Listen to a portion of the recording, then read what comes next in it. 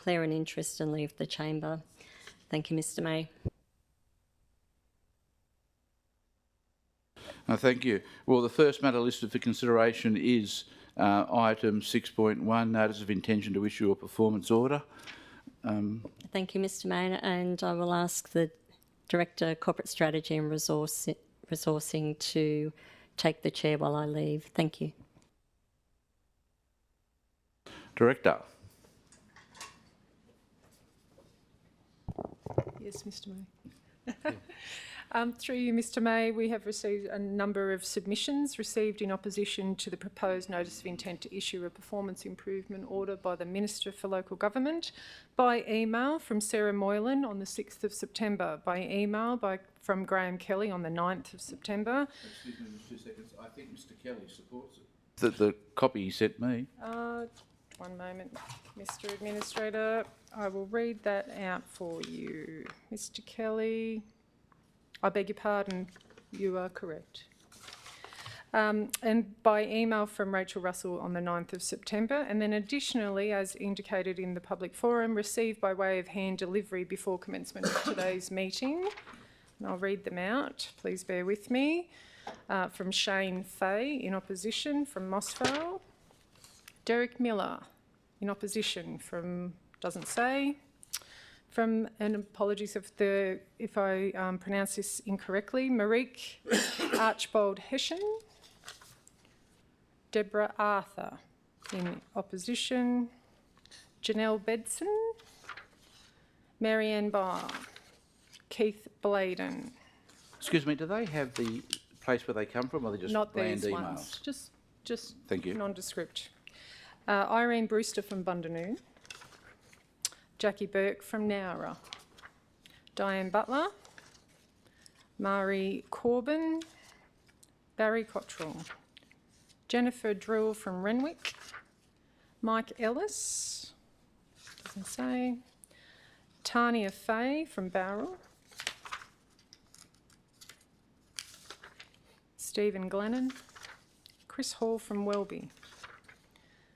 Ken Holstead. Phil Harkness. Paul and Marianne Harrington. Vicky Harris from the Shoalhaven area, Coolangatta. Susan and Tamsin Harvey from Berrima. Justin Hatfield. Marguerite Brannack, Madeline Hatfield and Claudine Hatfield from Sydney. Ray Hayes. Cheryl Hewson. Karen Hill. Raymond Hurst from Mittagong. Rick Ilani. John, no surname, no place of residence. Jennifer Jones from Bundanoon. Matt Lacey from Mossvale. Cecilia Lane. Catherine Lee. Martina Liso. Estelle Lowe. Val Majewski. John Morga. Tim McCartney from Mittagong. Janelle Mackenzie's from Glen Quarry. Karen Milburn. John Monk. Ken Montgomery. Alan Norton from Bowral. Chris Nicholson. Elizabeth Patton from Renwick. Kerry Pengley. Mark Pepping from Mossvale. Franca Perry. Lawrence Peters. Anthony Pincham from Yerenbull. Andrew Purcell, who lives in the Shoalhaven. Virginia Ransom. Marilyn Russell. Ken Sargent. Christina Serene. Ian Serene. Dave Sparks. Pamela Spruce. Mrs. Monica McKellar Stewart. David Stranger from Mossvale. Robert Strode from Mossvale. David Thomas. Nick Tiffin. Len Toner. Gwyneth Watson from Mossvale. Troy Weagle. Anna Wilson from Mittagong. Tammy and Phil Warner from High Range. Derek Miller. And that is it. Thank you. Can I ask that they all be attached to the minutes, please?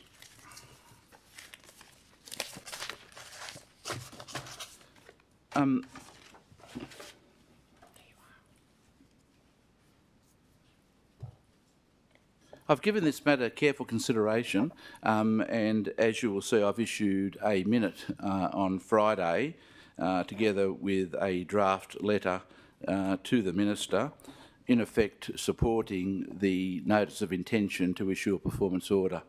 Could I just say that Wingecarribee is not unique. The Minister has also served notice of his intention to issue orders giving the same amount of time on Central Coast and Balranald, and has indicated his intention to do the same with Central Darling when they come out of administration in April or March next year. So there's nothing special about Wingecarribee, and in fact Wingecarribee has been under administration for less time than any of those other councils. So just make that very clear. I applaud the decision of the Minister, actually. I think he's made the right decision to allow the new council to settle in. There's likelihood there could be 9 new councillors, I don't know. That's up to the ballot box. But I think it's important that they be given the opportunity to settle in. I don't intend to read the minute because it's been circulated. If anybody wants a hard copy, ask one of the staff and they will give you one. But I would formally move that the minute be noted and that Council welcome the proposed improvement order dated 2 September 2024 and that the draft letter be adopted and forwarded to the Minister, and would declare that carried. The next matter, if someone can get the General Manager, please. You're welcome.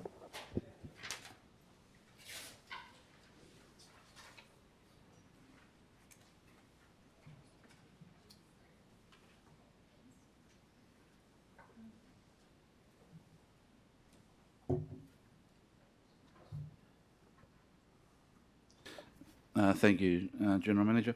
The next matter is item 6.2, the 2023/24 draft financial statements. General Manager. Thank you, Mr May.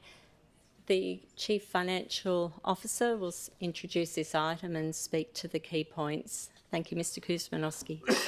Thank you, General Manager. This report advises Council that the draft financial statements for the year end 30 June 2024 have been prepared and are ready to be released for audit by the Audit Office of New South Wales. The outcomes of the 23-24 financial statements saw Council generate approximately $190 million in revenue and spend approximately $154 million in operating expenses. The outcomes of the 23-24 financial year saw Council meet all but one of its Office of Local Government financial indicators, being the operating performance ratio, which trended positively in comparison to the 22-23 financial year, but did not exceed the benchmark of 0%. Council met all of its infrastructure-related indicators, noting that the inclement weather has caused deterioration to the overall condition of the network. To ensure Council's unrestricted cash remains positive, a number of internally restricted reserves are recommended to be temporarily released as at 30 June 2024. The reason for temporarily releasing these funds from these internally restricted reserves is due to the higher than usual grant debtors and contract assets as at 30 June 2024. Council has expended its own funds upfront on grant-funded projects as expecting to receive the cash to replenish its own spent funds in the new financial year.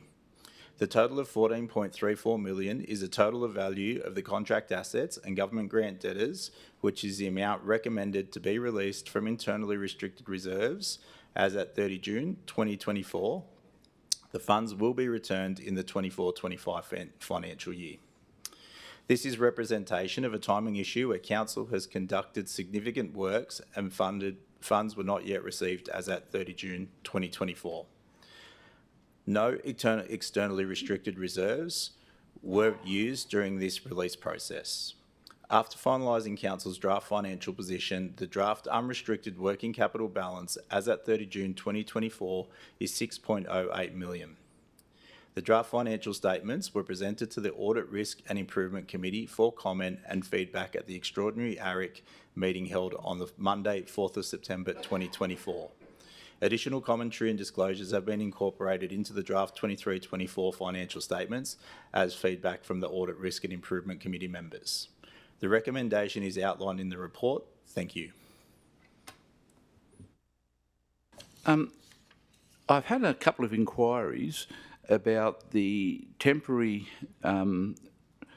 release of the 14.34 million. Councils do this all the time when they're owed money by the state and have to carry it forward, or the federal government have to carry it forward. Our figure is much higher because of the amount of money the council is owed through natural disasters. Is that a fair? Yes, that's a fair statement. Yeah. So there's nothing extraordinary about it. It's the funds are repaid.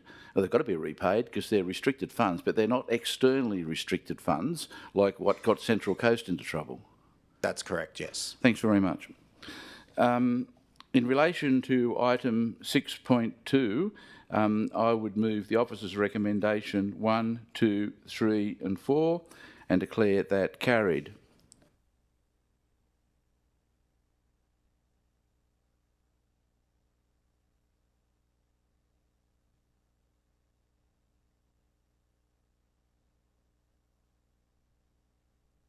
We now move on to the local housing strategy.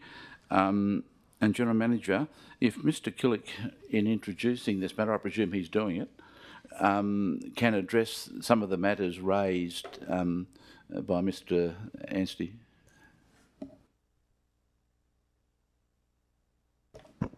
Thank you, Mr May. So the Exec Manager, Strategic Outcomes, Mr Killick, will speak to this item and we'll cover off on the affordable housing as well as the population and dwelling projections. Thank you, Mr Killick. Thank you, General Manager. Mr May, fellow residents. All councils across New South Wales are expected to lead the preparation and active implementation of a local housing strategy.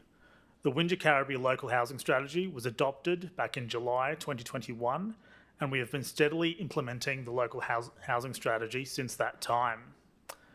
The local housing strategy accommodates existing and future Southern Highlanders with a balanced 50-50 approach between infill and greenfield areas.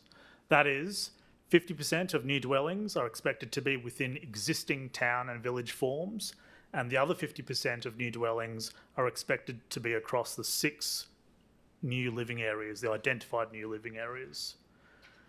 It's important to remember that every master plan, every planning proposal, and every gateway approval is a demonstration of our active implementation of our strategy-led land use planning framework. Recently, we requested the department to endorse the Wingecarribee Local Housing Strategy. The letter of endorsement commends Council for our commitment to strategic land use planning and provides endorsement with routine expectations for future updates. This aligns with the statewide local housing strategy guidelines. The endorsement provides a long-term pathway going forward, and in the meantime, the endorsement is confirmation from the department that the local housing strategy was appropriately prepared and reflects the limited opportunities across the Shire for new urban release areas, given limitation on servicing infrastructure. We'd like to shift the conversation around housing to affordable housing, particularly key worker housing over the next year.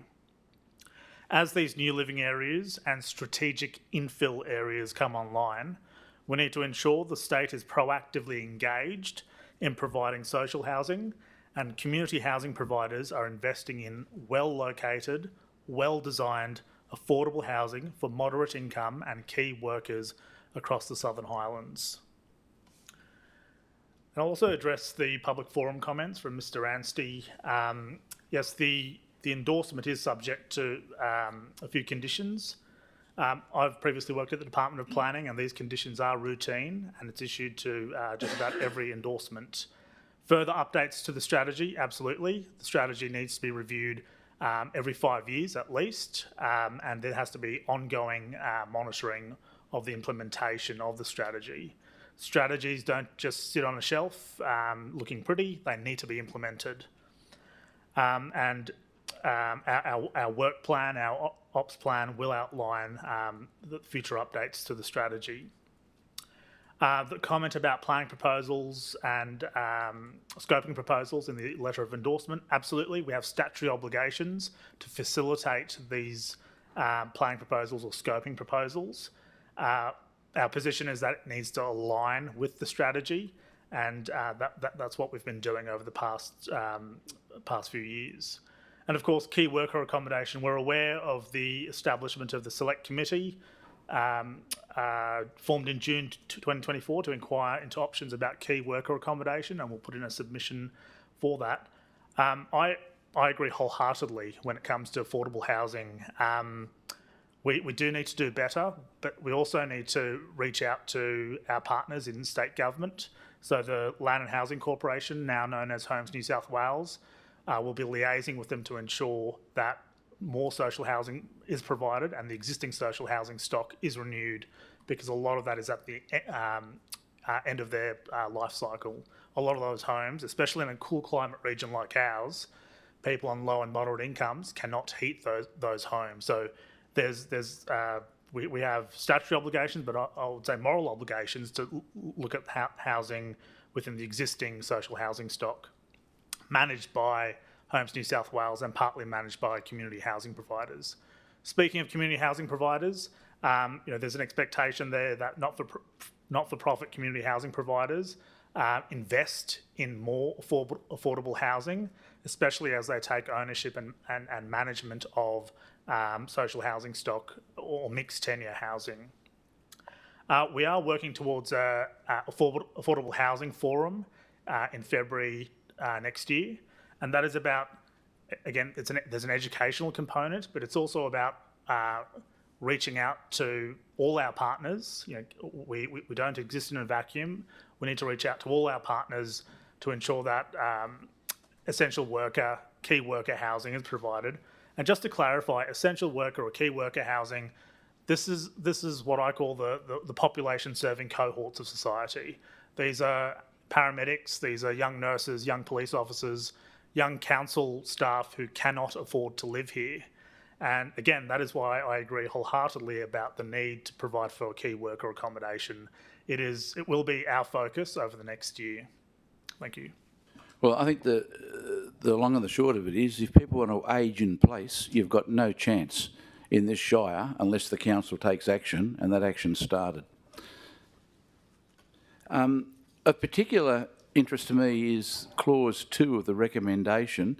I have personally addressed with both the Minister and the Secretary of Planning rumours that other sites were being looked at, including one which residents brought to my attention in Mittagong as you're going along the Hume motorway on the hill in the left-hand side there. They even had it up on their website. This letter from the Department of Housing debunks that.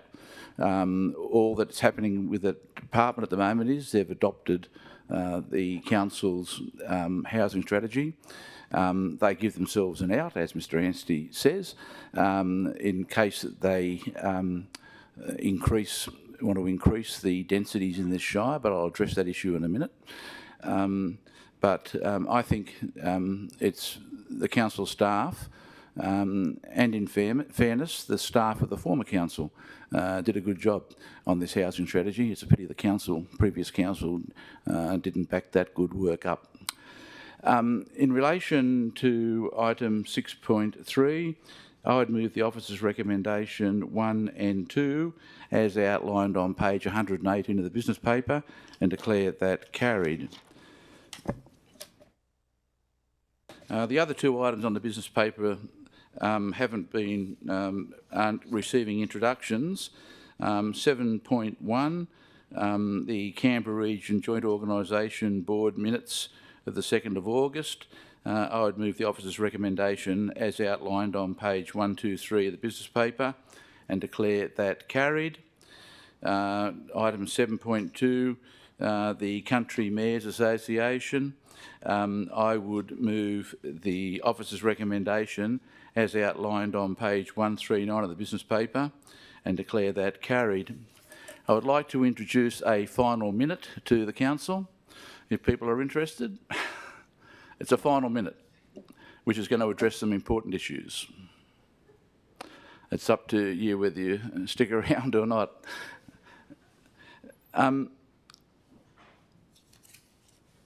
A mayor can introduce a matter to council without notice, and that's what, in effect, I am doing.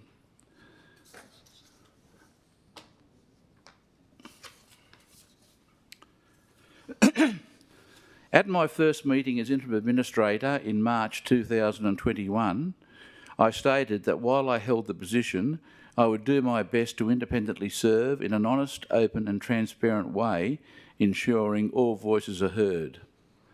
The restoration of public confidence in the effective functioning of the council was my priority. I forecast that I would be making some tough decisions and that band-aids were not an option. At the time, I had no idea what a debacle this council actually was. On 30 August 2024, I issued an end-of-term report which will be attached to this minute for the record. Since the issue of the report, there has been 3 matters that should be addressed prior to the end of my term as follows. 1, financial statements. Council is in a solid financial position. The final result is consistent with monthly financial reporting and the Council's long-term financial plan projections. The draft results were considered and endorsed by ARIC and referred to this meeting for endorsement and referral to the New South Wales Audit Office. I draw attention to the fact that Council complies with all but 1 of the 6 financial indicators, operating performance indicator, which trended positively from 2022-23.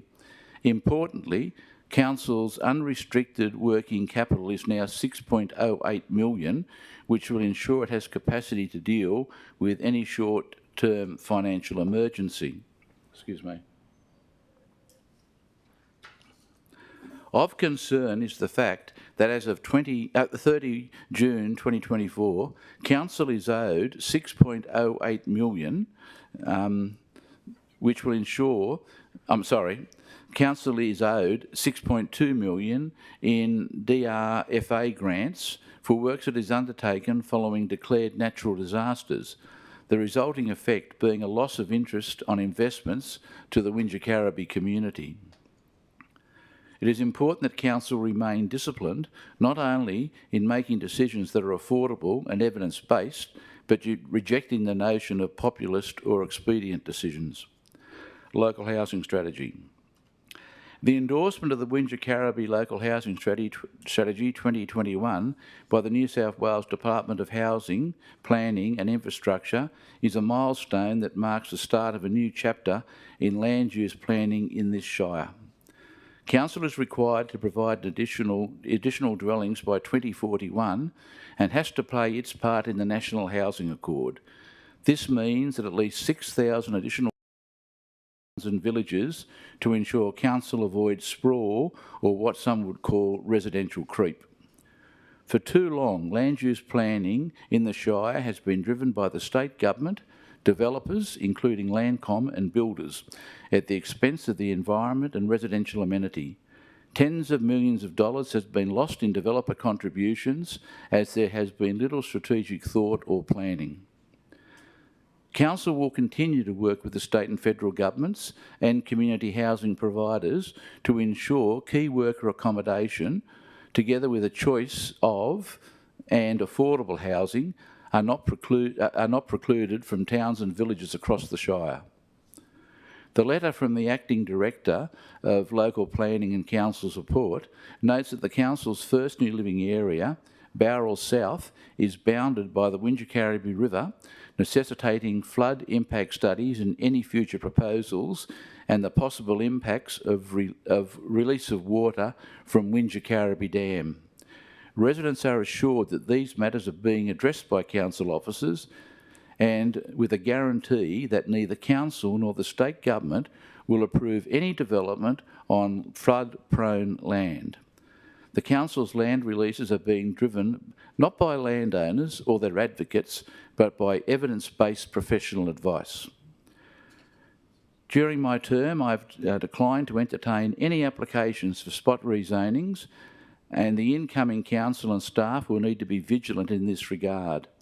Consistency is required, and any new housing other than allowed under existing zonings should be restricted to the new living areas. Performance improvement order. The biggest casualty of the turmoil that engulfed the former council was its residents.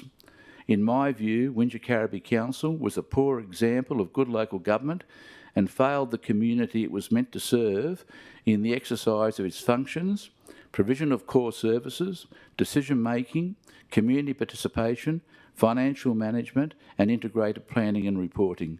This should never be repeated. I applaud the Minister for Local Government in proposing to implement a performance improvement order on the new council to ensure that the work of the last 3.5 years is not lost in transition to an elected council.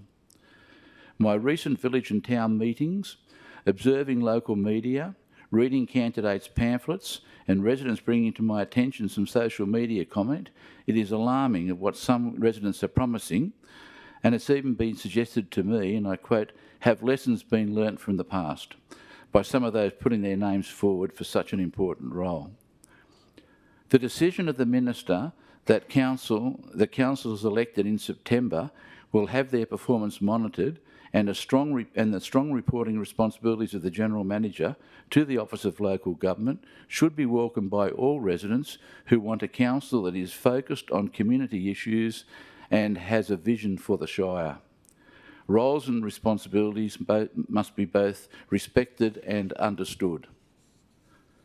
Non-compliance with a PIO issued by the Minister can trigger a potential suspension of council, and I am confident that the 12-month conditions and reporting mechanisms outlined in the 2 September 2024 PIO will be respected by and adhered to by the incoming council and the administration.